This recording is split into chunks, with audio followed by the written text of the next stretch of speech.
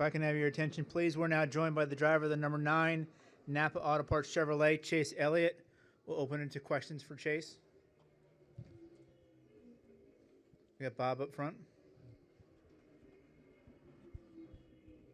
Bob Pockris, ESPN. Now that you've been on the track a little bit, have you gotten any more of a sense of how restarts will go and how the finish might go?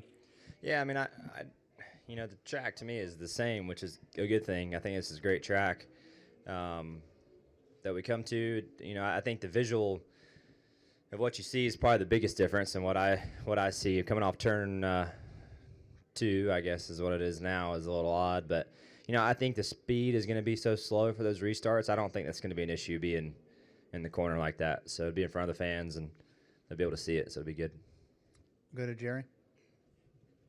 Jerry Jordan, KickingTheTires.net and PRN. With the track being the technical same, will it be difficult, though, for you to communicate with your crew chief or spotter with the turns and being flipped like that, or are you just going to use the old number style? Yeah, I feel like we've probably used the old numbers more than we have the new ones this weekend. Just so used to that, and but yeah, it's I'm sure as time goes, you'll make sure you switch over at some point, but for now, we're all being very descriptive in which end we're talking about, just to make sure we're on the same page. Go to the back. Chase, Jonathan Merriman, NASCAR.com. With the 4 cars penalty, is that not necessarily a morale booster for you and your guys, but is there a little bit more life thinking that you don't necessarily have to come in and win this race to advance? If something goes wrong with him, you're right there in it. Well, someone's misfortune shouldn't be a morale boost for your team, first off. So, we're in a position anyway where I feel like we have to win, and honestly, that needs to be the mentality anyway, because, if you were to make it to Homestead next week, you're going to have to win down there, so you might as well embrace it and like it and move on. We got Dustin here in the middle.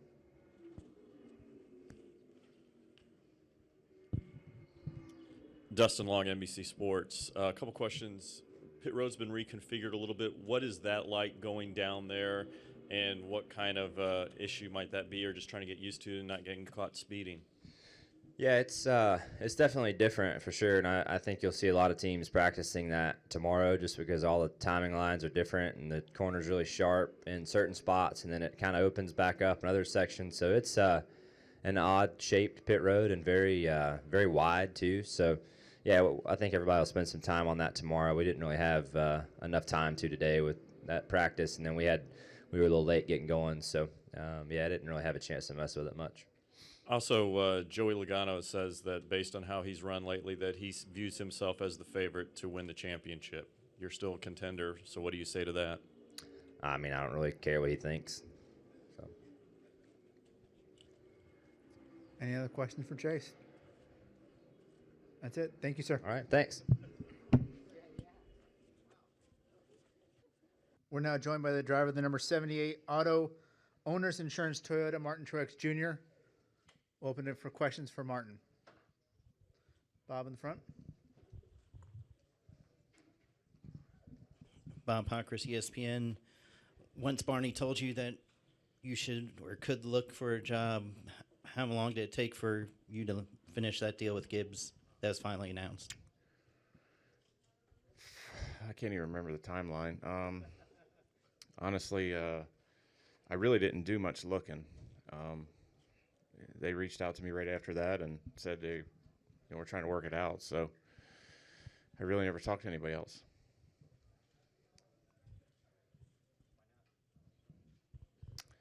Why not?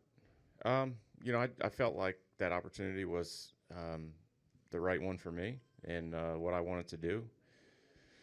For Cole and I to keep kind of going down the path we've been on, a place where we're comfortable and where things have went well for us. So I feel like we fit into that system, and going to new teams is difficult. There's a lot of things we've built on over the years that, if you go somewhere else, they kind of go away and you start over. And there's a big learning curve. So I felt like this, for us was the best way to continue our success. Over here. Kathy Brown, pitting outside the box. In Vegas, I had talked to you about running the number 78 if you were given the ride in the 19 car at Joe Gibbs Racing? And you did say it was kind of Barney's number. Yeah. But what a best way to honor Barney and to take that number with you over to JGR to, you won your first championship in the number 78. Have you thought about talking to Joe about keeping 78 as your number?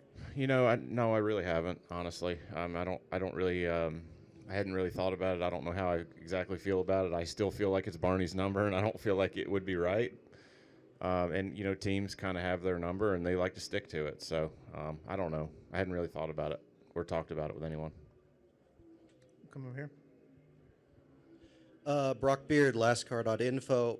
We're seeing Jimmie Johnson run a throwback scheme this weekend for his Lowe's paint job. Any plans in the works to run any of the old Furniture Row schemes, like from 2005, maybe at Homestead? Not 2005, but something different than we've run this year. So that'll be fun. Any other questions? Oh, we had Dustin in the middle.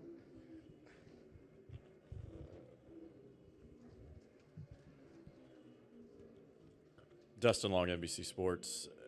What's this reconfigured pit road like? What are the, I guess, the visual challenges, and what more do you have to try to get through, I guess, maybe a little bit more tomorrow in practice? Yeah, the visual challenge, I think the first one that jumped out at me was coming off of turn 2 and having grandstands there. Changes your view quite a bit. So the first time through there, I was like, okay, I don't know exactly where I'm at, where I need to be, just because that changes, kind of your peripheral vision there off of, well, I guess it's now turn 4, so I've already screwed that up. And we had quite the conversation today in the hauler, with talking about our car and the things we wanted to work on, and we were like old turn 2, new turn 2, this and that. We were mixed up the whole time about it. So it's hard, it's hard when you get used to coming to a place for so long. You call corners 1 and 2, 3 and 4, and then they switch them on you. It's it's a bigger pain and a bigger challenge than you'd ever imagine. So as far as that goes, we've only made 4 laps today, I guess, so far. But it's already been a challenge, and I'm sure there's still a lot that's going to change. I think getting into the race and figuring out the restart zone, and specifically where the start-finish line is, where they put it, it's going to give us the opportunity to be many cars wide going through the dog leg. So it's that's going to change things a lot as well. So I think we've only seen the beginning of it so far. Also, Joey Logano says, based on how he's performed, that he's the favorite to win the title. Good for him. Thoughts? Good for him. I don't think that's the case, but it's just my opinion. We'll go to Bob and then to Chris Knight. The news release just said that you're going to race for Gibbs starting in 2019. Can you say how many years it is, or if it's at least a multi-year deal? It's multi-years. No, you don't. Yeah, no silly season talk next year. Of course, you never know in this sport anymore, it seems like. Go to Chris and then to Lee. Hey, Chris Knight, catchfence.com. Martin, does Barney plan to go to Homestead next weekend, and how emotional will that be for everybody on the team? And do you think that Barney will come back to the track in some capacity next year, whether it's the Daytona 500 or Homestead or whatever, and keep that relationship with you? Yeah, I think he's planning on coming. He was at Texas, so that was nice to see him and talk with him. And it's he's been a little bit distant, I guess, from the team since the news. So it was good to see him in Texas and talk a little bit about things. And I think he's kind of in an okay place now about how it's all went down, and just the situation. I know for a while there he wasn't in a great place as far as that goes. So it was good to have him at Texas, and man, I wish we could have run a little bit better for him and had a better weekend. But it was good to talk to him, and he's in good spirits and a good mood, and I know the guys were excited he was at the track. So hopefully he'll be at Homestead, and we'll give him something to be really happy about. Oh, absolutely. I don't know if he will or not, though. He's a pretty low key guy, and I really can't answer that one, but it would be good if he'd stick around a little bit. Lee? Lee Spencer, RacingBoys.com.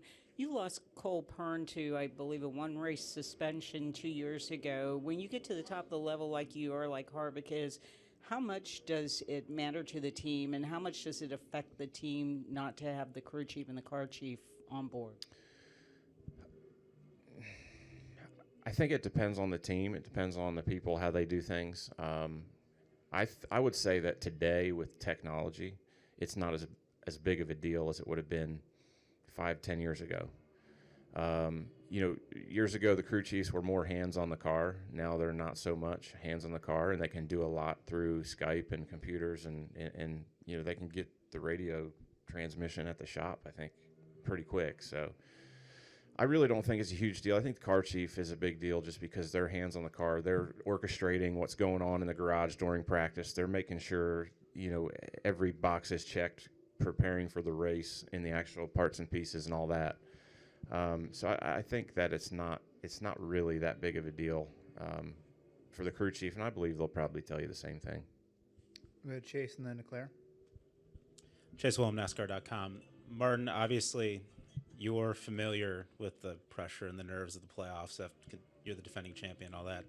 But this season, are you feeling a different type of nerves or pressure, considering that this is the last year with Furniture Row, given this situation? No, not really. I mean, I feel similar to last year. It's obviously a lot different situation. Nerves are just part of it. Pressure is part of the sport. You learn how to deal with that on a weekly basis. I think that, when something as big is on the line as the championship, it certainly escalates that. But I think through running in the playoffs throughout the years, the last 4 years, I guess it's been, being a contender, being in there, you kind of get used to that feeling of being uncomfortable. And you just get better at blocking out all the noise and being able to focus on the important things. So I feel like I'm in a good place, and I think the team's doing a great job with all we've faced throughout the playoffs and obviously the future of the team. So everybody's done a really good job, and just try to have a good weekend here and get through it, and go to Homestead and see if we can make it happen. We'll go Claire and then Jerry. Claire Belang, Sirius XM NASCAR Radio. How many of your core group members are you going to be able to take with you? I don't know. I don't know. I'm not sure yet. You aren't? No. Because initially I heard there was a core group going, and then I heard your engineer tell me some of us are going elsewhere, but I didn't know if that he slipped of the tongue or what. How much do you feel like you have to hold together of this amazing group in order to continue that? Or maybe you bring in other people that just fit right, but how important is that to you? Because that was the strength of this team. Well, it's definitely been a strong team. It's been a strong group, a special group of guys that just really gel and have clicked. And, we've talked over the years about how different we all are and the paths that we've been down to get where we're at. And, we've all kind of faced a lot of challenges. So it's kind of been a good fit, for all of us to work together. Unfortunately, I don't think it's going to stay exactly like it is. I already know of a few guys doing something else, but, that's the way things go. And you move on, you make new relationships and friends. And Cole's been a big part of trying to put together, the group that he wants to try to, keep the magic or make some new magic, I guess. So, we'll see how it all works out. But I'm excited. It's a great opportunity. And, looking forward to, the future and running for championships for years to come. With Jerry and then to Reed. Jerry Jordan, kicking the tires, sign net, and PRN in the back. Along Dustin's line a while ago about, Joey saying what he said about being the favorite. The famous quote from Tony years ago, I'd wreck my mother, stuff like that. You were talking about drowning out noise, but do you like that banner going into the final race at Homestead, the championship week? Do you like the rivalry type atmosphere? I really don't care. I mean, I think it's good for the sport. It's good for our fans to see things that get them fired up. For me personally, I know what I have to do. I don't need to tell anyone, but, talk is cheap. Put it on the racetrack and show us what you got. That's all that matters. So that's kind of what I focus on, and that's what I plan on doing if I get there. Reed Spencer with NASCAR Wire. You're approaching this weekend. You're one of a couple guys who has two paths to the Final Four, either by scoring 34 points or winning the race. Yeah. Do you pay attention? 34, that's all I need? You need 34. Okay. So what do I got to do to get 34? Exactly. Any more urgency in terms of approaching getting stage points, that sort of thing, or is it business as usual, try to lead as much as you can and win the race? I think it's business as usual. I think that if we just, have a good solid weekend, no mistakes, execute, no pit road penalties, any of that's, crazy stuff happening. With that said, today was a complete disaster in practice. So, we took forever to get through inspection. We only got 2 runs. We were way off. So, hopefully we can get it turned around for qualifying and have a good starting spot. But we've come from the back here before and got stage points. We did it last week. So, just hopefully we'll have a good day tomorrow. We'll have a car that we feel confident that we can run up front with, top 5, and go get some stage points and try to stay out of trouble and make it happen. All right. We're all Thanks. set. Thank you, sir. We're now joined by the driver of the number 18 M&M's Toyota, Kyle Busch. We'll open up to questions for Kyle.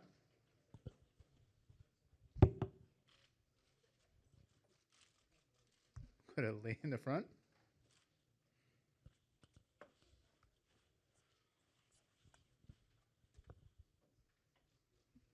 Lee Spencer, RacingBoys.com. Can you just talk about the configuration of the track, and have you kind of found different places to look at as far as setting your marks when you're making laps? As far as the racetrack itself goes, it's the same as it was, so your marks haven't changed anything from when we were here in the spring when you're just making laps. Turn 1, turn 2, turn 3, turn 4, they're all the same corners. They're just in different order now, so relative to the start-finish line. So I don't think any of that is any different for us drivers. Mm-hmm. Once, twice. That's it. Hammered it all Dustin. Dustin Long, NBC Sports. It's reconfigured pit road. What does that look like? How visually different? What kind of challenges might that lead to on Sunday? Yeah, pit road's way different. You talk about the similarities or the things that are the same, just not the same. Pit road's way different. It's way wider than I expected it to be. They moved it, I want to say about 20 feet or so wider than what it was, and the radius in which the corner we used to travel is now more sweeping and wider. So your pit road speeds are going to be a bit different. We've got to kind of redo that and go through running pit road speeds and kind of making sure that our tacks are set, our lights are set, whatever people use. So those are some differences, but nothing that is much different than any other place you go to that reconfigures. Vegas used to be all straight, now it's kind of bend, so it's not that much different. Also, Joey Logano says that he considers himself the favorite for the championship based on how he's run lately. Your thoughts? Sure. He's the only one locked in to go to Homestead, so he's the only guy racing right now. So, he can be the favorite if he wants to.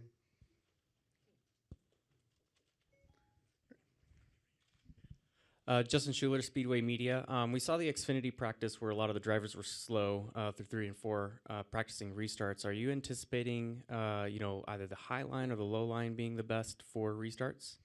I don't know. I haven't thought about that. I think that there's enough that you can overthink things and not really know what the answer is going to be until you truly get to see what the effect of it is. And so by watching the Truck Series race, by watching the Xfinity Series race, you're going to learn a heck of a lot more. So there's no sense in even thinking about any of that stuff until you see some examples of it. Go Chris here, and then to Reed. Chris Knight, catchfans.com. Just wondering if you can give an update on Samantha's IVF journey and your guys' progress. Everything going on? Yeah, so we went to the doctor last week and went through the implantation, I guess you'd call it, where the embryo comes from the freezer. They thaw it out, make sure everything goes all right, and then it's in a syringe basically, and the doctor sets it in, and hopefully everything goes good. So once the doctor was done, I gave him a high five, said thanks doc, and we went on our way. So not quite the same as some other people are able to have children, so wanted to make sure I gave my condolences to the doctor. But overall, she just had to lay low kind of this week, and we don't know anything for 12 days, so we won't know anything until after Homestead. Will we? Yeah, I'm sure we will. Yeah, we have so far. We've gone this far. Yeah, we could. Yeah. We're supposed to know more in 10 days. So if we don't give an answer in 11, then I don't know. We'll see. Hopefully all goes well. There could be bad news, so we don't know. Kathy Brown, pitting outside the box. In races previously, we've seen maybe 3 or 4 cars go down into the dog leg to use it as a way to pass. Do you anticipate that that's going to double given the new configuration this year? Well, I kind of look at that as 2 different ways. One of those being that the restart zone where it is, and you got to be bumper to bumper, door handle to door handle, supposed to be. So when you throttle up and you go through the restart zone past start finish, you probably won't really have that big of a run on someone. So how they fan out and stuff, I don't know that you'll see it as much as we did beforehand, where the restart zone being on the front straightaway, you go through 1 and 2, depending on how guys' cars handled and how they did a good job or didn't do a good job on restarts through 1 and 2. That's where you would start to see the discrepancy in someone getting off the corner good, somebody getting off the corner not so good, and that's why you would see the fan out down the back straightaway. So I don't know how that's going to work. It's either going to be really tame and not a whole lot going on until you come back around, or it could be chaos once everybody gets past the start-finish line. So I don't know. We'll go to Reed and then to Wolfgang. Reed Spencer with the NASCAR Wire. As wide as pit road is here, is there any danger of, if you try to take a shorter line through that, like at Bristol, that you might speed? Absolutely. Yeah, definitely. So you kind of got to, do what you would do at Bristol. That's definitely something to pay attention to with, they tell you all the time, like, don't cut the radius, and depending on where all the timing lines are exactly, and when you start to turn off from the outer lane to the inside lane, and how that roll speed looks and things like that, there can certainly be some guys that get themselves busted. Wolfgang? Wolfgang Monser from Germany. You said earlier, Carl, that the track is unchanged like it was before, just different order. Did you speak with your spotter? It's maybe confusing or challenging for your spotter? In what regard? In what regard? Because it's now named different, the turns. Oh, well. And maybe they are also placed or located in a different place now, the spotters. As long as everybody references their corners based off of how the racetrack's labeled them, then I think we're all going to be on the same page. So turn 1's turn 1, turn 2's turn 2, turn 3, 4, dog leg. So the racetrack did a good job of spelling that out for us all, so hopefully we don't get too confused. All right, we'll go to Chris and then to Lee. If you don't mind, I'm going to shift into a truck question. Did you give Noah any advice for tonight? And then how impressed were you with Todd to handle the defeat of last weekend as well as he did? I haven't seen Noah. Last year they ran really good here. They were really fast, so I didn't feel like he had any questions for me or I had any guidance for him on making sure that they were fast again. Obviously, you should learn from your mistakes and not being on the inside of a guy for 3 laps and pushing harder to try to clear him. Tonight's just a night where you have to minimize mistakes. And if you're going to lose one spot versus crashing out, then just lose the one spot, So that's kind of what he should set into. And obviously Todd last week was, I don't even know what last week was. I don't know why they ran out of fuel. That doesn't make any sense to me. So, how Todd handled that after the race, I could tell he was really, really mad and angry and frustrated and everything else, the same as I would be. But, it seemed as though having some familiar faces around him and somebody to grab him and hug him before he got on television was a huge positive for him. So, his dad was right there, so that was a good thing for him. I felt like he was able to rebound right out of that and talk well on television and do a good job.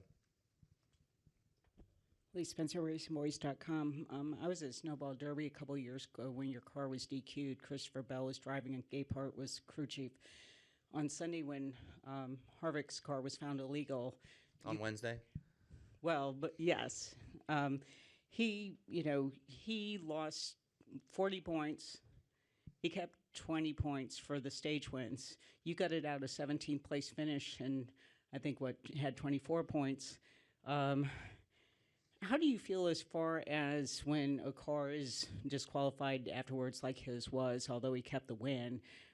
That point thing is a little kind of goofy because, you were racing, your car was legal, you got through, but where do you stand as far as points go, as far as still keeping the wins? Yeah, I'm not sure. I mean, I think it gets convoluted and complicated.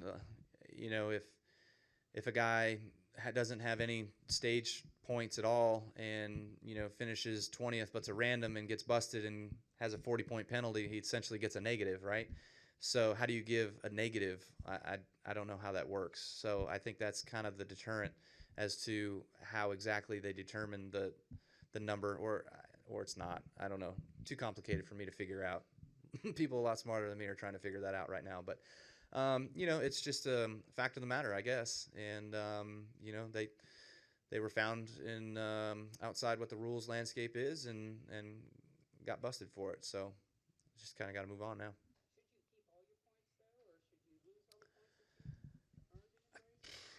I don't know. There's so many different things to think about. I mean, people are saying, well, they should be parked for the next race, and you got sponsors and things like that, and all this can't miss a race thing. And I don't know. Should you be thrown out after the race is over? Well, it was Bill France Sr. that always said that the fans want to see who won the race win the race, even if they're pegged afterwards, right? So, I don't know. I don't know what is the best way. I don't like going to the snowball derby and having everything go your way and winning in a big race like that. Every race is a snowball derby here in the Cup Series, and you're 2/10 over on left side weight. You didn't mean to, but if you fill the car back full of fluids and start back over, we were legal before the race, so you're fine in that regard, so you shouldn't be thrown out, but our instance, yeah, we have been thrown out for left side weight infractions and things like that weren't malicious. They weren't to defeat the rule book. And we'll go to Chase to wrap up. ChaseWilliamNASCAR.com. Kyle, you have, top 5 finishes in 5 of the last 6 starts here. You have 1 practice under your belt. What is your overall confidence level for the weekend? Confidence is pretty high. You better have good confidence these days right now and doing what we're doing. And we had a really, really fast race car last week, and we just had nothing to show for it. We just got behind every chance we thought we were going to get out of our hole. We got back in our hole. We had our speeding penalty, and I came back from that back to 7th to score points in the first stage. Then we had a loose wheel on pit road, came back to fix the loose wheel. We were 2 down. I think we rode in the lucky dog position for 100 laps, and then finally the leader caught somebody else past them, and 10 laps later the caution comes out. Just everything that could go wrong did go wrong for us, so it just didn't seem to be our day. And those days can happen. Those days can happen this week. Those days can happen next week. So you just got to stay focused and fight as hard as you can each and every lap and do your job as best you can. And sometimes the racing gods work with you, and sometimes they work against you.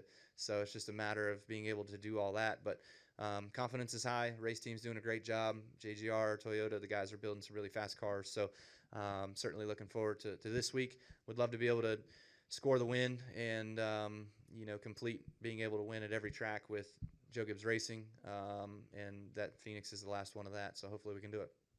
On that note, thank you very much, Kyle. All right, appreciate it. Thanks.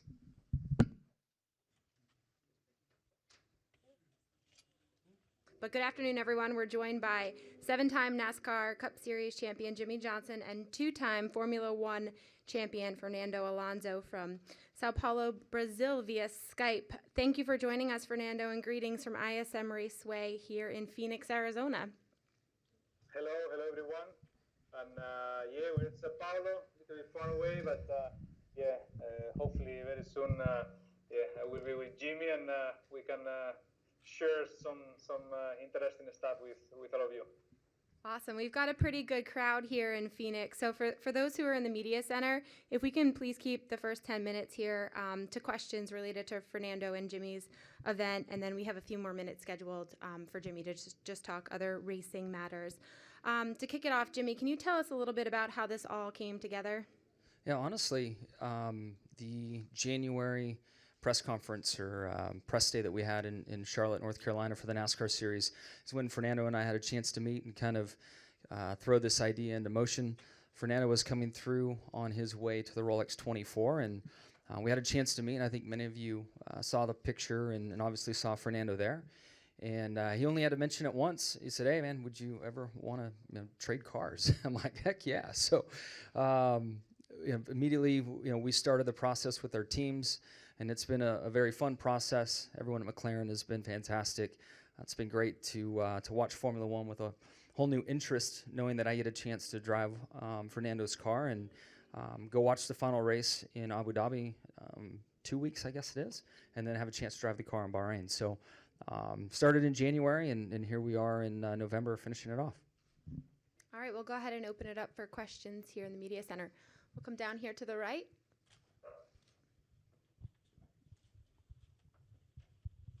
Zach Danswetti, kickingthetires.net. Multiple drivers have done similar switches before. Jimmie, do you plan on reaching out to Jeff Gordon or Tony Stewart about their experiences? And Fernando, do you plan on reaching out to Kimi Räikkönen or Lewis Hamilton about his? Go ahead, Fernando. Go, Jimmie. Okay. No, I'm not planning. In Formula One, the guys, we are not the best friends, so we don't talk about these things. And but yeah, I will have enough time with Jimmie, obviously in Abu Dhabi, and I will have some recommendations. Yeah, I've talked to Jeff myself, and he's been very adamant that I work on my neck muscles. It's something that we don't use a lot in a NASCAR vehicle with our head surround systems. And then my various open wheel driver friends have all said the same thing. So I look like a complete and total idiot with bands in weird positions trying to work on my neck muscles. And we'll see if my neck will hold on long enough to really get a chance, to run laps and have some fun in that car. We'll go right over here to Wolfgang in the middle.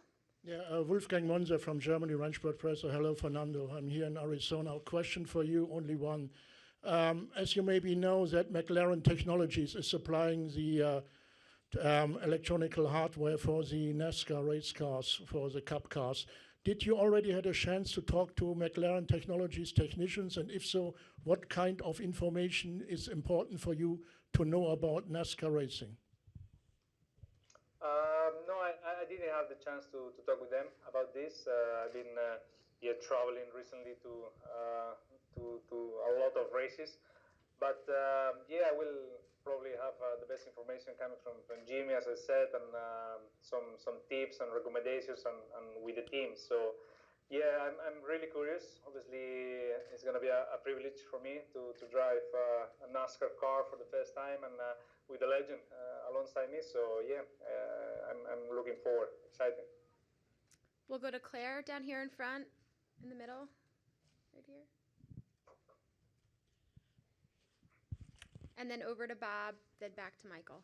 Claire B. Lang, Sirius XM NASCAR Radio. I was so impressed when Tony Stewart and Lewis Hamilton did the swap, and it really was beyond the drivers, it was the teams. They were so proud to show the other form of racing, what they had under the tent, and to watch that was amazing. Fernando, what was your team's reaction to this, and what do you think your team's reaction will be, Jimmie? Because it was so impressive to see how proud they were to show off the technology and what each had. I think our guys are super excited to go. Obviously, with our long Cup schedule, it's difficult to get literally on a plane and fly halfway across the world to go do this. So, we offered it up to a select few. We can't take a huge group over, but some that the schedule just didn't work for their families and being home.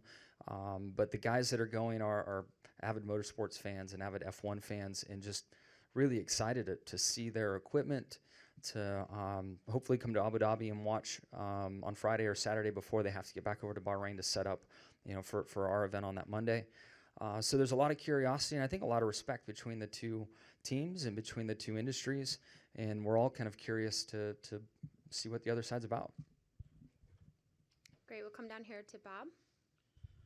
Bob Pockris, ESPN. Fernando, what will you be looking for during this test, and do you are there certain things that you would see that would make you want to race these cars at some point? Well, the first thing I think is going to be to have fun. I think we all love racing, any type of racing, and to test for the very first time a car of NASCAR, and with the huge following and all the repercussion that NASCAR has in the world of motorsport. For me, it's just the first thing that I want to experience, and I want to have that opportunity in life, and it's happening now in a couple of weeks' time. So that's the very first thing that I want to do, and to have fun is the first priority. But I think ultimately, I think what you want is is to be a better driver in the future. So I probably will learn things from the team. I will learn things from Jimmie, and different driving styles, different techniques, different approach of racing, and all of that it will make a better driver for myself. So that's the second thing. And to racing in the future, I think first I need to test the car to see how it feels. To see how enjoyable is to drive it, and who knows in the future? I don't have a clear answer to that question. We'll go to Michael, and then all the way in the back. Michael Knight with the Arizona Republic for both of you. As you're anticipating this experience, Jimmie, is one of the things you're really looking forward to exploring just how deep you can utilize the braking systems compared to NASCAR? And Fernando, are you prepared for how early you will have to brake compared to your regular car? Well, unfortunately, maybe I will have the wrong braking points, references on my mind, and the first couple of laps probably it will be interesting to see the difference between the cars and the approach of the lap, but. Hopefully I can adapt quick enough and maximize a little bit the potential, not at the level of Jimmie or the guys there, but to have a reasonable pace and performance that I can enjoy. But I will be more curious to see Jimmie from the outside braking for turn 1 in the first lap. Yeah, I think we're both going to miss turns, but I'm going to have to put it back in gear and move up to the apex, where Fernando stands a chance of just missing the turn altogether. Just an example, like at Watkins Glen, the braking marks start at the 5 for the bus stop. And in the Cup car and race conditions, when the brakes get some temperature in them, we're lifting before that 5 marker. And in a Rolex car that I've competed in there, you're down about the 1.5 to the 1. In a Formula One car, I guess they might not even need a lift for that section of the track. So there's a huge difference in the braking, and that's, of course, one thing I just can't wait to experience. And then the high-speed turns, just to feel that much downforce and how light of a vehicle the F1 car is. We'll go all the way to the back. Fernando, sorry guys in Spanish. Fernando, Carlos Torres de Marca. Buenas tardes. ¿Por qué aprovechar este reto de subirte a un carro NASCAR? Y si alguna vez considerarías en el futuro correr oficialmente en esta categoría, como ya lo hiciste en Indy, aquí en los Estados Unidos. Bueno, probar por la sensación de probar un coche nuevo, de tener una sensación nueva, de ser mejor piloto quizás, con la nueva filosofía o cómo afronten la manera de conducir un coche NASCAR. Y plantearme correr algún día, pues no lo tengo ahora en la mente porque son categorías demasiado diferentes.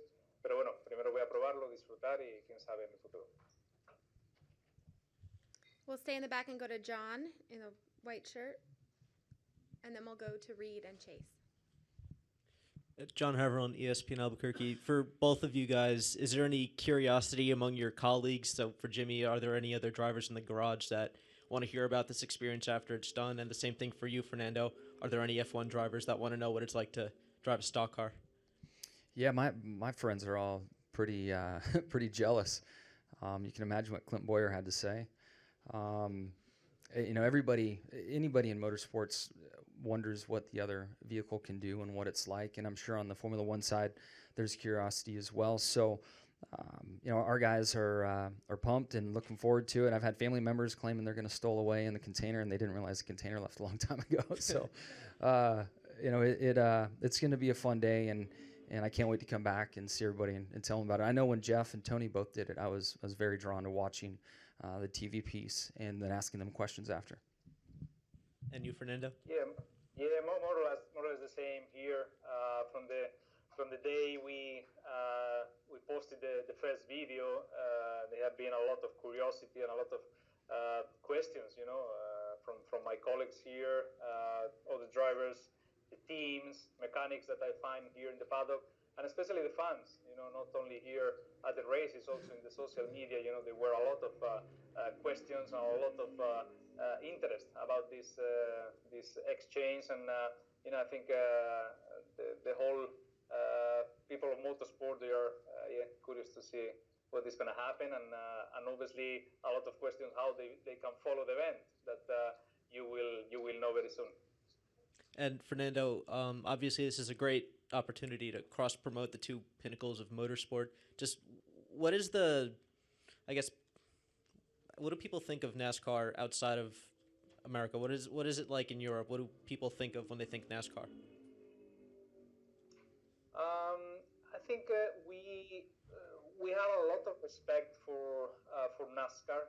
We are not probably into the details of the races and the regulations and all this, obviously the playoffs and all these things that maybe we are not up to date. But we see NASCAR as a top of motorsport in US, and that means a lot, and some iconic races that you have in the calendar, which is really intense, a lot of races into the year. And yeah, we see NASCAR as not in every detail on the regulations, but with a lot of attention, and we are all aware that in motorsport is one of the top categories, and legends like Jimmie, they are made there in NASCAR.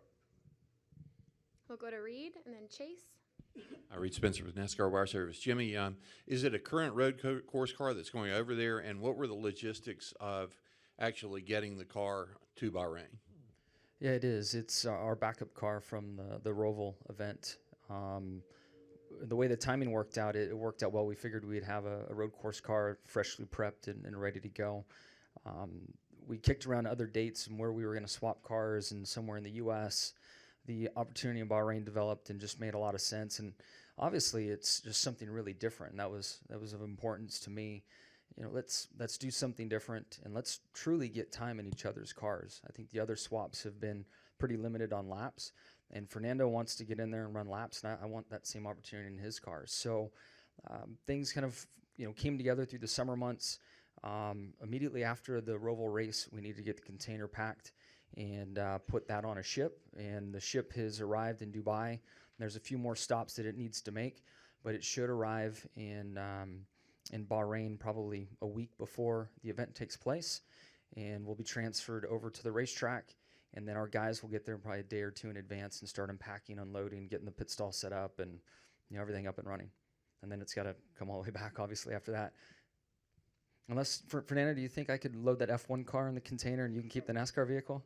No problem for me, but sorry. Jimmie, do you know the track? Do you know Bahrain? You play on the game, something? I have it downloaded on my phone, so I've been playing on my phone and then also on PlayStation. So I'm trying to get laps. That's And unfortunately, we have to let Fernando go now. So thank you, Fernando, for joining us. We really appreciate your time. Thank you. Jimmie, if you could hang for a few minutes, I Yep, think some absolutely. others might have some questions See you, for you. See you, everyone. Thank you.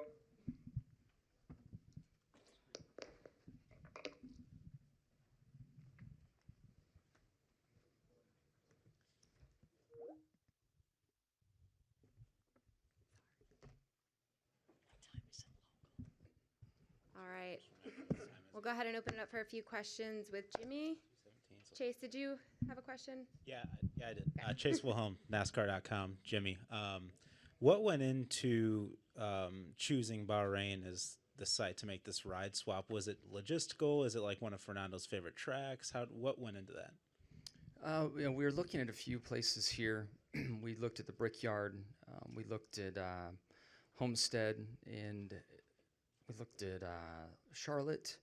We looked at a few different places, but obviously their equipment's on the run all the time, so trying to understand where their equipment would be in North America between the Austin race or something in Canada or something around Mexico City. And when all of that started coming together, we wouldn't necessarily have equipment ready on our side. So we just kind of ran into a few snags, and it felt like it wasn't going to work right. And when Zach Brown from McLaren mentioned Bahrain, I believe one of the investors in McLaren owns the Bahrain track. So it just made sense to go there. We kicked around the idea of doing it in Abu Dhabi the Monday after the race, but I guess there's a test session for their industry on Tuesday, Wednesday, and the logistics of that weren't working out too well. And Bahrain isn't all that far away in the scheme of things.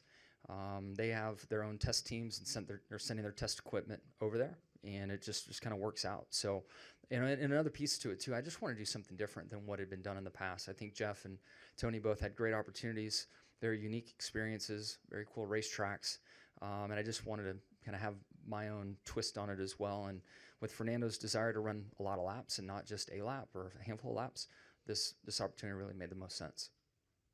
Great. We'll go over to Wolfgang, Bob, and then Lee. Did you have a final question too? We'll wrap up with Lee. Okay, Jimmie, you and Fernando said the fun thing is priority. Nevertheless, I think you will be prepared before you step in the real thing. Did you already try a simulator? And if not, before you travel to Bahrain, will you do so, trying a Formula One simulator? Yes, I have not been in a simulator for an open wheel car yet. But after Homestead concludes Monday, we fly to London. I'm going to be in their simulator at Bahrain, getting some laps, so I can just figure out how to leave the garage area for starters, I guess. So just a lot of new things going on there, and the simulator will really be able to help me with that, learn the flow of the track, the braking marks, and all that stuff. So I'm excited to spend the day at McLaren. I need to be fitted for a seat as well, so that'll take place. And then we have some days to burn, and I've never been to the Middle East. So my family and I were going to travel around and explore and then make our way to Abu Dhabi on Saturday to watch qualifying and watch their race weekend. And then late Sunday night, move to Bahrain. Bob?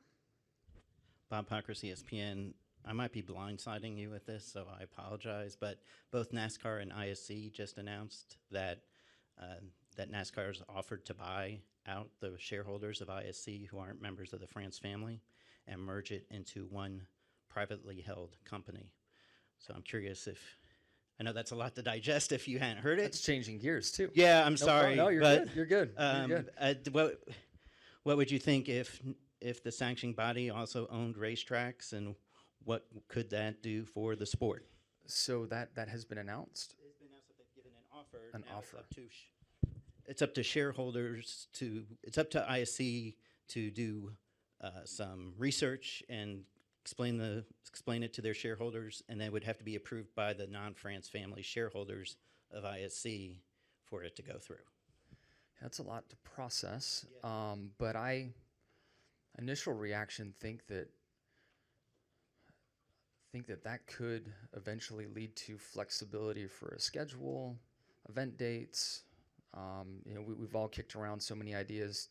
Do you shorten the schedule? Do you have weekday races?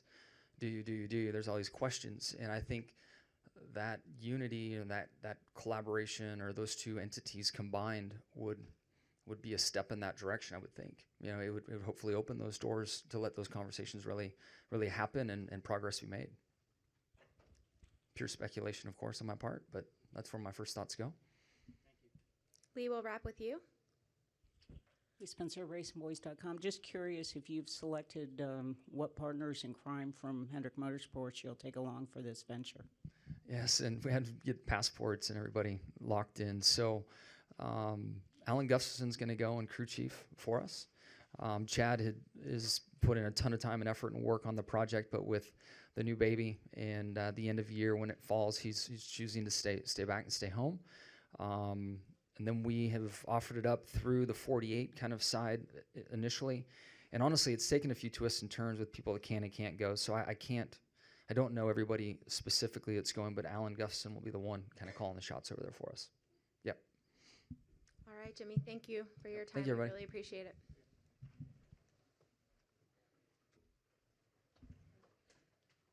Hi, everybody. We're excited to announce a partnership with our friends here from USAA. Today, we're joined by three fantastic individuals. On the far left, we have Marcus Johnson, Director of Talent Programs.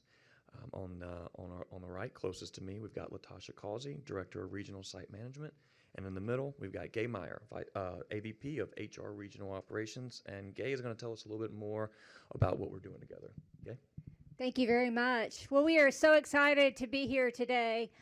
If we have any veterans in the audience, we really want to celebrate you on this beautiful Veterans Day weekend. And a special shout out to any Marines who are celebrating the 243rd birthday tomorrow.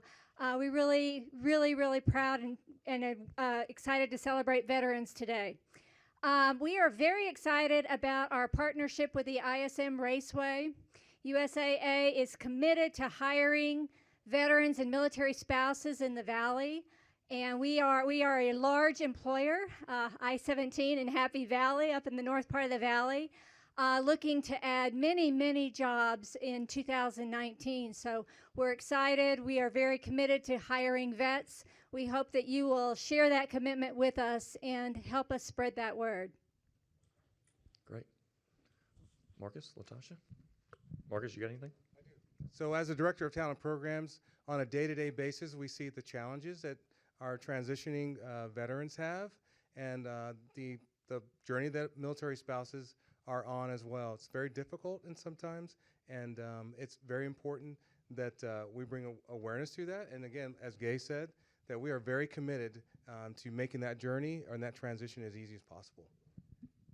And we're also just very honored to support the military members that will be at the ISM Raceway here over this weekend. We know that there will be a lot of veterans and a lot of veteran fans. And so as a community partner, we appreciate and salute all the veterans that will be here this weekend, and certainly happy to sponsor and support them.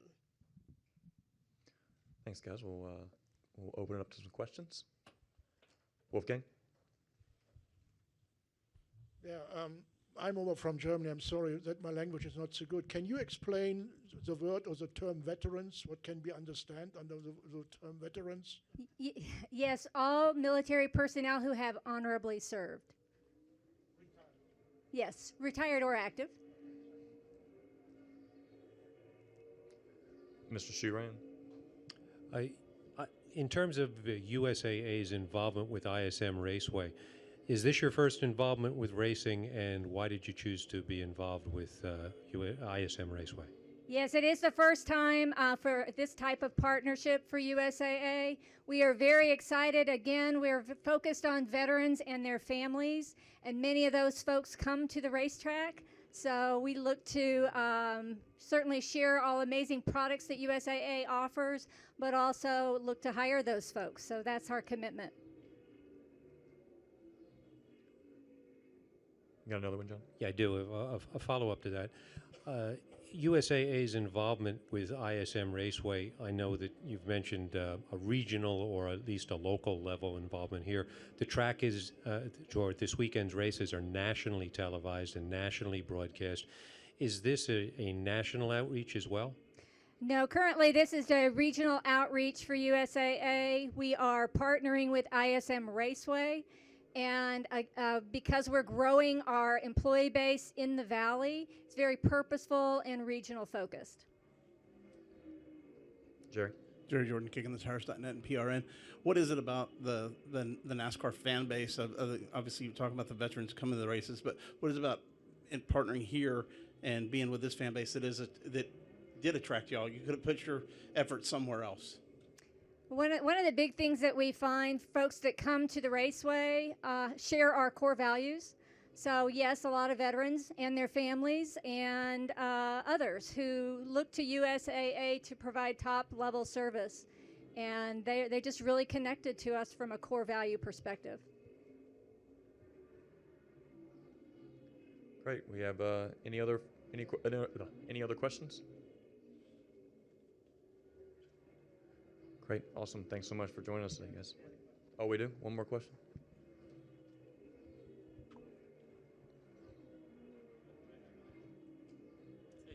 I'm sorry. Hello.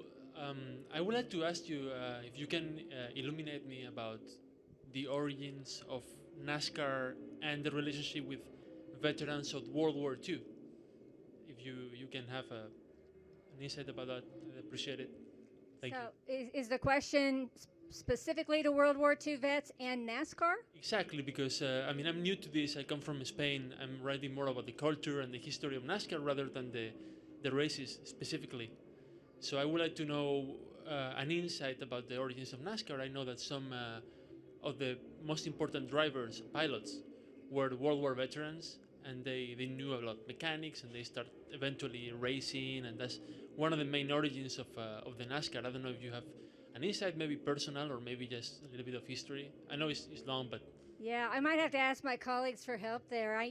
We are partnered also with Luke Air Force Base, and we do a lot of activities out at Luke. And to your point, folks that serve out in the Air Force at Luke are very connected to the mechanics of racing and aircraft, but I'm not sure about any other NASCAR connection. Yeah, so I'm really uncertain as well. I just know in my previous life, I was connected with NASCAR and the Air Force a little bit, but the connection really was about some of the core competencies of speed, teamwork, and technology, right? So if that's helps you a little bit, so there is some commonality there, but that's really from a military and from a NASCAR perspective, those connections are all about how you bring team and capabilities together.